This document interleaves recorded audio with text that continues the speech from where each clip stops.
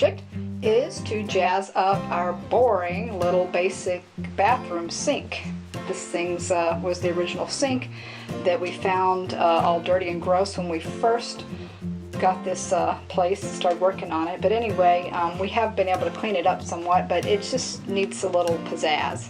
So I'm going to add a little bit of a tile. I got these really cool glass tiles for like $2 or $3 at Habitat for Humanity. I'm going to tile this area out here, and then inside the basin right in here I'm going to paint it. I'm going to do a really cool, like sort of really patterned paint job. Dave's went ahead and changed out the faucet for me, but eventually I'll change out the handles and put something cute on there. And then I think I'll run a little bit of an area around here too for a backsplash, just kind of finish that whole area down and kind of tie that in, see how that looks. So yeah, I found these, you can see these really cool tiles that I got. They're glass tiles. I got these, they're kind of green-brown. But I got them at Habitat for Humanity just for like, I don't know, $2 or $3. They were on a sheet and had to clean them up. And I went ahead and laid them out. As you can see, it's going to look pretty cool already just by laying them out and trying to see if they're going to have enough. I'm actually a little short. Over in the corner here, I'm a little short. And around the back. So, not sure. I got to come up with something creative with that.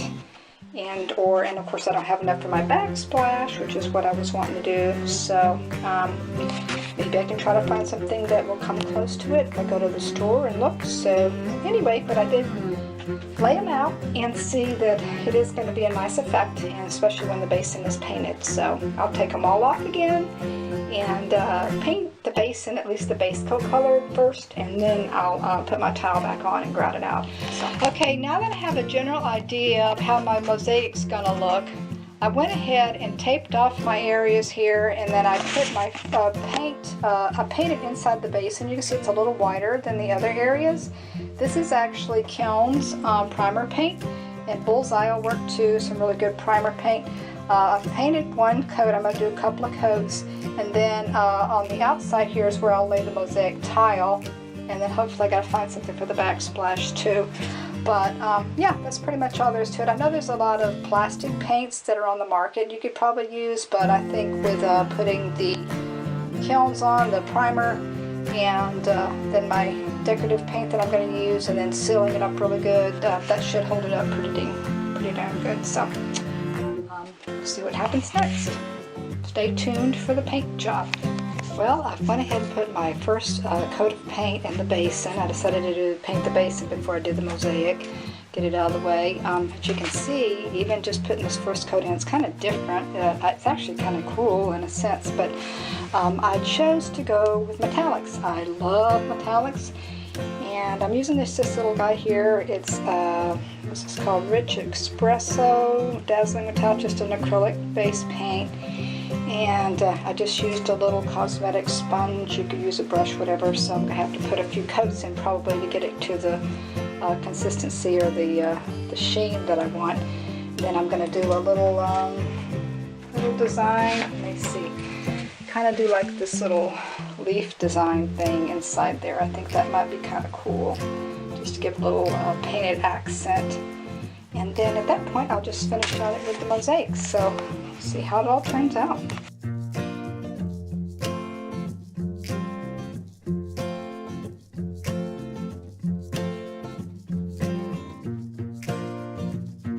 Okay, Wonder Woman, what are you up to? Well, as you can see, I'm putting the flowers, or not the flowers, keep calling them flowers. I'm putting the leaves in the sink here. I'm painting some little leaf designs in here, just something simple. And it just kind of brings a little extra pizzazz to it, I think. Really looks pizzazzy to me. Does it look pizzazzy enough? Oh, yeah. All right. So I'm going to finish this up and let it dry, and then I'll put the polyurethane on it. And then from there, I'll be able to do the mosaic and finish it up. And what is the color of that sink? That gold It's color. supposed to, well, it's actually like a copper, and I put a little extra like patina, like a faux patina finish on it, like it's kind of aging, oxidizing a little bit. So that was my idea on that. Looks like it's oxidizing to me. Okay, well, let's just hope it holds up. Okay, we'll check back with you later. Okay. Bye. All right, well, you can see I finally got the sink sealed in with a couple of coats of the urethane. By the way, this is what I used. I used Hellman's spar urethane. It's really made more for wood, but I have used it over other surfaces before, and it seems to do pretty good, and I wanted something that would be waterproof. That's why I used it, so we'll see how it holds up. All right, now I'm on the last phase here. I'm doing the grouting. As you can see down on the sink here, I just put a little section on. I'm using sanded grout as opposed to unsanded grout simply because I have a lot of big spaces here that I need to fill in, and sanded grout holds better than unsanded grout, but it is glass tile, so I've noticed, you know, when I do glass mosaics with sanded grout, it really doesn't really scratch the glass that much if you're doing okay, if you don't really put a lot of pressure on it with your putty knife. So therefore, anyway, I'm using the sanded grout, and I got a brown tone here. It gets darker when it dries, but as you can see, when you're grouting, it makes a bit of a mess. Okay, I mean, you can see it just basically slaps on here. Give me a close up of that, Dave. I just go along like that, and sometimes I have to use my finger in the really small places.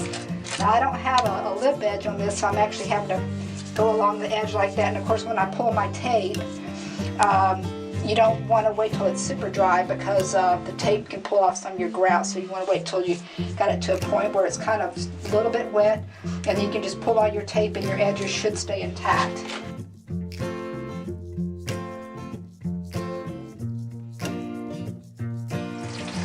Hear that? Hear that sound? That's the sound of water running through my hydroponic tower. Isn't this cool? I finally took the time today to get in here and get things transplanted in here. I've got my lettuces, which like I said, I already purchased before, so they had already grown up. I basically transplanted a lot of things that were already grown and got them in the tower. And our friend Jack, who's such a blessing, he gave us a bunch of strawberry plants yesterday. We've already got strawberries on them. So I got a load of strawberries, and I planted them everywhere. I got them there in my little herb pot. I've got them over here in this pot. I've got them way over here in my little pallet garden that I started here with tomatoes and red bell peppers and more strawberries. Strawberries, strawberries, strawberries. Yeah, everything's growing up. Everything's looking pretty good. Good weather, good soil, good atmosphere. That's what Eden's all about. Well, what do you think, Albert? It looks like we're in berry heaven. Looky here, guys. Can you see those? Those are blueberries. They're green, but they're gonna turn blue pretty soon. And boy, oh boy, do we have blueberries. We've got, well, our friend Jack has donated 9 blueberry bushes. More than we thought. We thought we had 7, so we have 9. And Dave's got the loaner tractor from Jack again. Thank you, Jack. You're awesome. And he's got them all, the holes dug out here to put all of our blueberry bushes on the bank. By the way, blueberry bushes, basically they're blueberry trees. We went to a blueberry orchard last summer, and these things get pretty darn tall. They turn into like trees, sort of. So you gotta make sure you space them out good when you do them. But we got planting all of our blueberry bushes along our bank here, so they'll grow real nice, and part of our Jesse Allen orchard. So it's coming together. Dave's getting ready to dig the holes for to put in our grapevines. We got 4 grapevines too. Going to create a little arbor across here. I don't even know what kind of grapes they are, but I love grapes of all kinds. So we're just going to mix them up. Hopefully it'll turn out okay.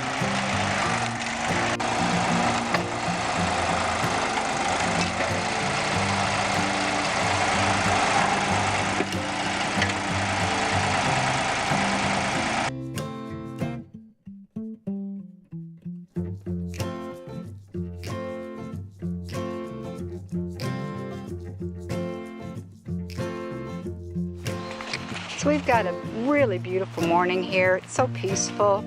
The sun is shining. The birds are chirping. The river water is flowing, as you can see down there. Yeah, it's just really nice. We just had a rainstorm yesterday. But it's all cleared out, and speaking of clearing out, you're now looking at an empty space, but it will soon have a deck. Yes, I'm excited.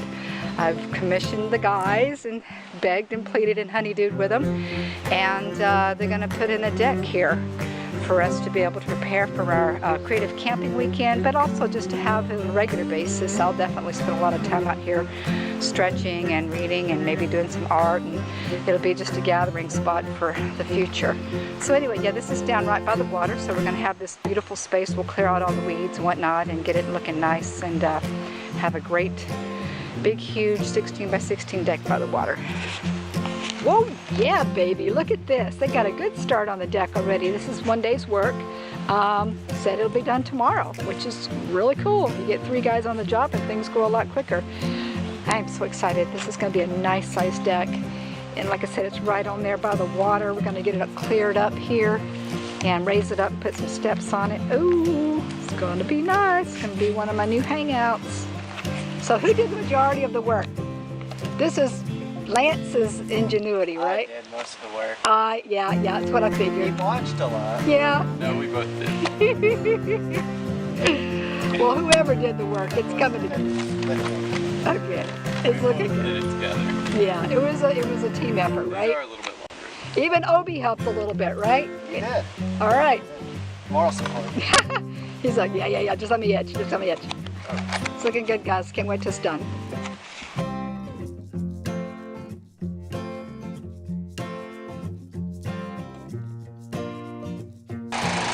And Dave, you thought that splitting wood was only for the winter time, right? Yeah. It is in the winter time. We do it during the summertime. Yeah, that's true. We're actually doing it the right way this time. And with the loaner of once again, thank you, Jack. We got a hydraulic wood splitter here.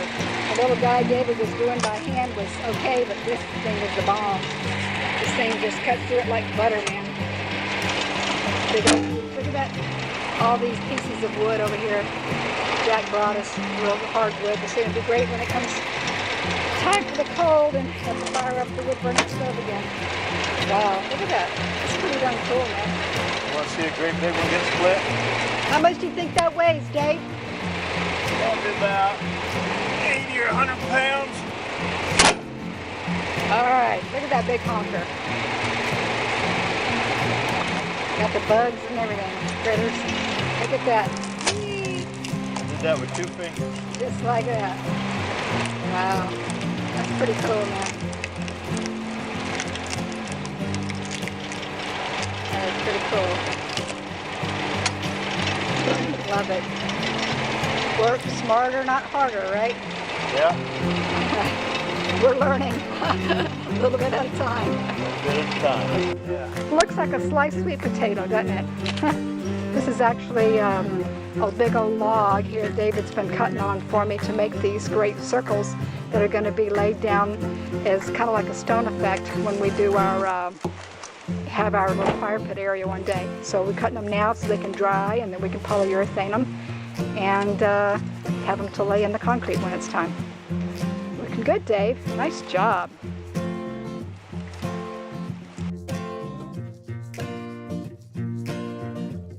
It's been a pretty eventful month around here at Eden.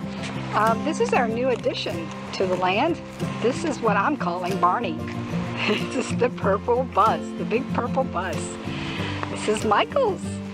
He managed to put this thing together with some women up in Asheville, and he's got it, of course he's going to end up redoing the whole thing, because I know how he is. He likes to have everything really nice and neat and beautiful. So let's go take a look inside and see what's going on, see what he's doing in here. Now we got a big purple bus on here. I think it sleeps about 4 or 5. So, interesting. You got yourself a fine looking door there, Michael. Do it. You get a bus without a door. That's gonna look kind of cool though when you get it on there. I can see the vision already. Get it painted up. Trying to drill some holes and get this door put in. Yeah. I like the cool old door, man. I love it. Yeah, It'd be one of mine. It was one of mine. I said it would be one of mine. It was one of mine. But it'll be cool. all you do with this at the end, because I know it's going to look good. You'll do it good. Yeah, well. Yeah. All right, we'll take a tour another day.